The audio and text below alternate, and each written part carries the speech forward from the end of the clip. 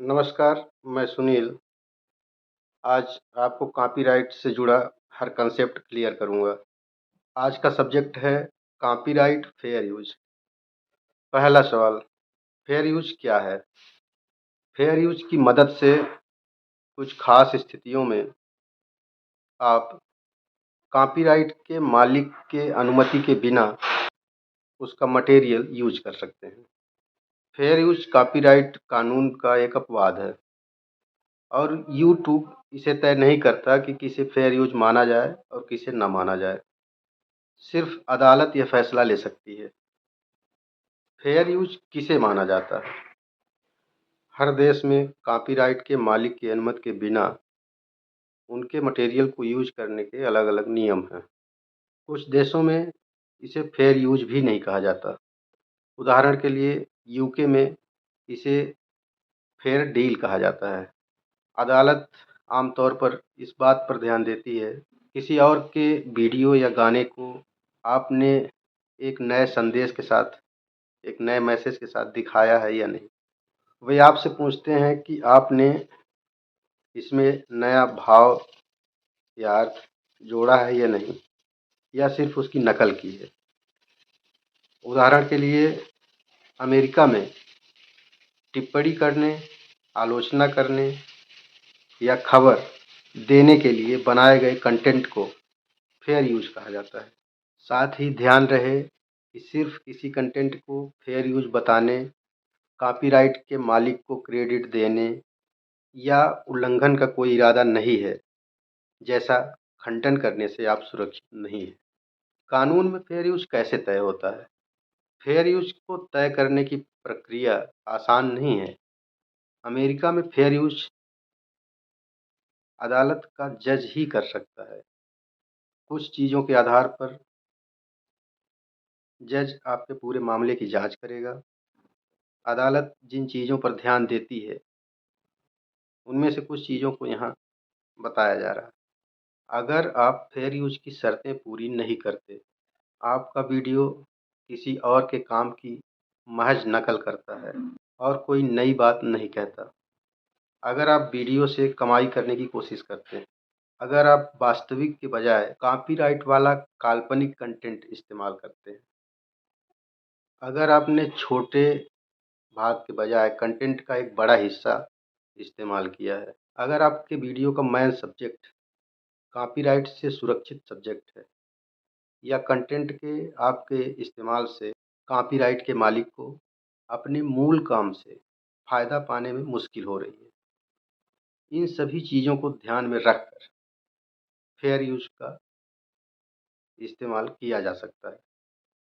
लेकिन यह ध्यान रहे कि इन चीज़ों का ख्याल करने पर यह गारंटी नहीं मिलती कि आप फेयर यूज़ की शर्तों को पूरा करते हैं। उदाहरण के लिए सिर्फ वीडियो से कमाई न करने की वजह से या कॉपीराइट वाली मटेरियल का छोटा सा भाग यूज करने से आप फेयर यूज के योग्य नहीं हो सकते।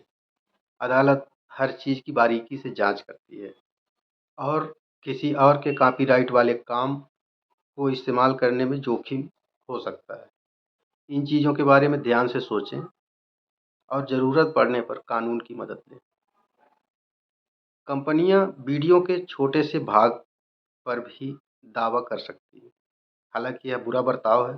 फेयर यूज के बारे में एक गलत धारणा यह है कि किसी और के कॉपीराइट वाले कंटेंट को इस्तेमाल करने का कम से कम तय सीमा है। लेकिन लोगों की गलतफहमी के बावजूद ऐसी कोई तय सीमा नहीं है जिसके हिसाब से आपके कंटेंट के इस्तेमाल को फेयर यूज के तौर पर सुरक्षित माना जा सके। बल्कि अदालत ऐसे कई मामले खारिज कर चुकी है जिसमें किसी और के कंटेंट को कुछ सेकंड के लिए इस्तेमाल किया गया है। यानी अगर आप किसी के मटेरियल का यूज थोड़ा सा भी कर रहे हैं, भले ही वो कुछ सेकंड की ही क्लिप हो, तो आपके वीडियो पर दावा या उसे हटाए जाने का जोखिम हो सकता है। आपके पास भी फेयर यूज के दावे का अधिकार है, लेकिन यूट्यूब नहीं। अदालत आखिरी फैसला ले सकती है। किसी और का कंटेंट यूज करना फेयर यूज है या नहीं है। इसलिए हमारा मकसद आपको सिर्फ यह बताना है कि अगर आपके हिसाब से वीडियो में वह सामग्री ज़रूरी नहीं है जिस पर दावा किया गया है तो उसे हटा दें। इसीलिए यूट्यूब ने ऐसे टूल बनाए हैं जिसकी मदद से आप आसानी से अपने वीडियो में दावे वाले कंटेंट को पहचान सकें और उसे हटा भी सकते हैं, या उसकी जगह पर फ्री यूट्यूब म्यूज़िक लाइब्रेरी या कोई कॉपीराइट ट्रैक जोड़ सकते हैं। यूट्यूब अब दावा करने वालों के लिए टाइम स्टैम्प का इस्तेमाल ज़रूरी बना रहा है ताकि आपको पता चल सके कि आपके वीडियो के किस हिस्से पे दावा किया गया है। यूट्यूब ने अपने संपादन टूल्स भी अपडेट कर दिए हैं ताकि जब आप खुद अपने वीडियो से वो भाग हटाएं जिस पर दावा किया गया है तो उसी के साथ दावा भी हट जाता है और इस पर कमाई करने की सुविधा फिर से चालू हो जाती है अगर यह पहले से मोनेटाइज्ड है। अगला सवाल ये है कि मेरे कंटेंट पर जो कि ज़ाहिर तौर पर फेयर यूज है, कंटेंट आईडी के दावे क्यों होते रहते हैं? कंटेंट आईडी जैसे अपने आप चलने वाले सिस्टम फेयर यूज तय नहीं कर सकते, जो कि सब्जेक्ट के हिसाब से मामले के आधार पर तय होता है, जो सिर्फ अदालत तय कर सकती है। हालांकि यूट्यूब फेयर यूज के विवादों का फैसला नहीं कर सकता है और कंटेंट आईडी जैसे अपने आप चलने वाले सिस्टम फेयर यूज तय नहीं कर सकते। लेकिन इसका मतलब यह नहीं है कि यूट्यूब पर फेयर यूज नहीं होता है।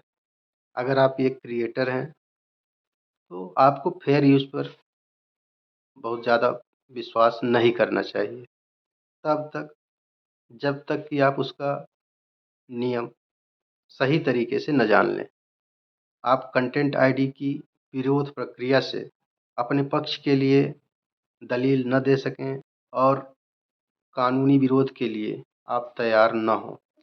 इससे दावा करने वाला दावा वापस ले सकता है या फिर मुकदमा कर सकता है। इस फैसले को गंभीरता से कानून की मदद से ही लेना चाहिए। लेकिन अगर आप फेयर यूज की वकालत करना चाहते हैं तो यह सबसे ठोस कदम होगा। इससे दावा करने वाले को अपने दावे की पूरी समीक्षा करने को मजबूर कर देगा। धन्यवाद।